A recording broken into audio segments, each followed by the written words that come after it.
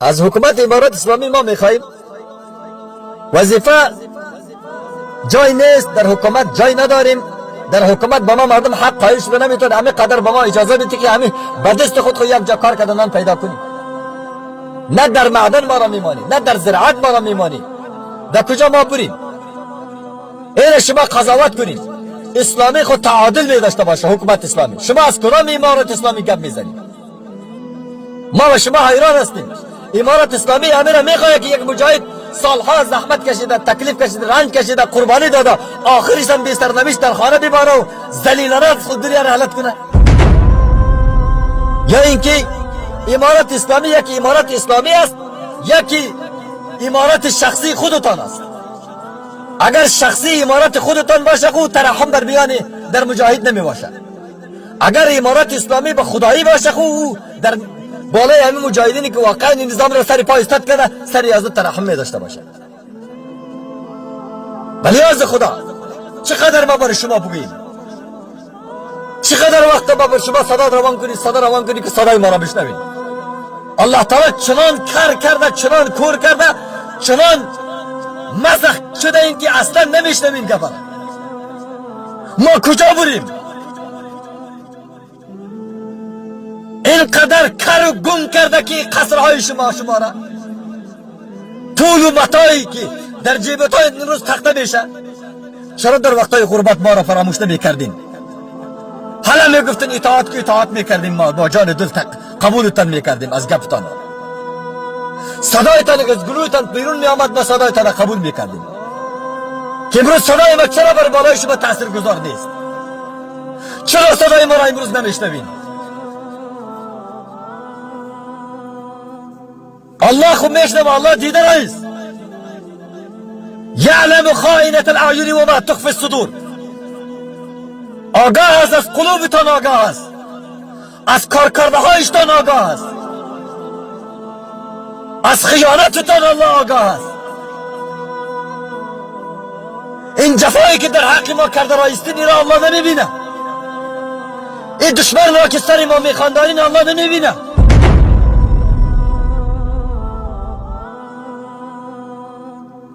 به خدا قسم است ما را اعدام هم کنی، ما را در بندخانه هم تو پرت تا قیامت هم پرتی. این گلونی که الله تعالی به ما مردم داده برای شما صدا بلند میکنی. هر حکومتی که بر زحمت کشیدگی مردم شکر خیانت کرد، جفا کرد، از گلون بیرون میشود که صدایی که در مقابلتان ایستادگی میکند. حق ما همی است که ما همراه دست خود کار کنیم. گروه هایی که شب در مقاله ما میآید که ما را الله تکف کند، ما را بزند، کسی بازخواست ما را نکند، کسی پرسانگری ما نباشد. یک سال طول کشید به نام تصفیه صفوف. کجا است تصفیه صفوف؟ اما کسی را که تصفیه صفوف کردین چه وظیفه گرفت؟ با کدام جا استخدام کردین؟ چه وظیفه برش دادین؟ چی با درد من میخورد 14 سال 15 سال ما را تایید کردی؟ نتیجه از چی است؟ آخرش همیست که نتیجهش همیست که یک کاغذ در جیب ما تخته کردی فقط تو مجاهد. همی است نتیجهش همیست که تو مجاهد هستی. شاباس بارک الله تو در خانه بشی. ما را میگه که والا تو در پیش ما نیامدی، ما را خبر نکردی، در مطبوعات صدای ما را صدها بار شنیدی. ما را چه گفتن؟ ولای دیوانه است. فوت پیدا کرده دیوانه را. در وقت که ما در پیشرویت 100 نفر را می جنگاندم، دشمن را تعقیب می کردم، دشمن را ما می کشتم، دشمن ما را می کشت، ما دیوانه نبودیم. تو در پشت سری ما صاحب میماده خدا چکر می زنی. ما با ما کس صدا می کنیم که هم مردم در اطراف ما استاد بود. امروز در حلقه قدرت هستند. او اشخاصایی را که ما نمیشناختم، اونایی که امروز سر قدرت آمده او را ما نمیشناسیم، با او را کار نداریم. فقط اما مردم ما صدا میکنیم که ما را میشناسند. شرم است، ننگ است براتان، خجالت آور است براتان. شرم کنین، حیا کنین، اما خیش پرستی را دور کنین، هم دوال بازی را دور کنین، برادر بازی را دور کنین. حق اولویت از ما مردم است. والسابقون الاولون من المهاجرین والانصار. حق اولویت از ما مردم است. ما نادان مردم نیستیم. انسان های پوچ مغز و خطاکار و رزیل ها را برده در دفاره استاد کردیم. ما همه قدر حق نداریم. میگه این سخت میگه، ایره در راست آوردیم، این سخت میگه، ایره در راست آوردیم خیانت ما را آشکار میکنه. همین رقم انسان ها بکار در کنارتان استاد نشه، خیانتتان آشکار شود. در نظام خیانت نکنین، بخاطر خیانتتان این نظام چپا نشود.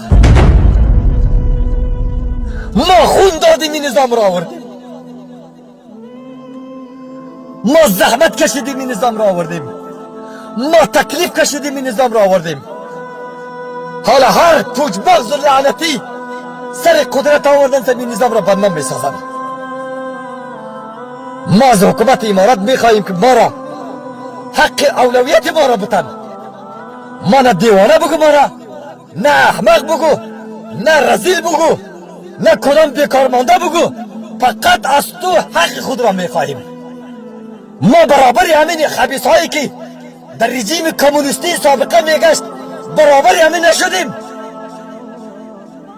شما چقدر کر هستین، شما چقدر بزدل هستین، شما چقدر سنگدل هستین که ما را نمیپذیرین. ما چقدر براتان بگوییم، چقدر سخت براتان بگوییم. والله قسم چه وقت ما را میشنوین. ای والی، صدها بار در پشت دروازه تو آمدم، صدها بار در پشت دروازه تو آمدم، صدها بار در پشت دروازه تو آمدم. باز گپ دادی، باز گپ دادی، باز گپ دادی، باز گپ دادی. ما را اینقدر خجالت کردی، ما را اینقدر رسوا پیش دشمنای ما کردی. الله تو را همین رقم خدا ذلیل بگردانه. اینقدر ذلیل که با ذلیل بودن من طرفدار بودی، خدا تو را به شکل ذلیل بکنه.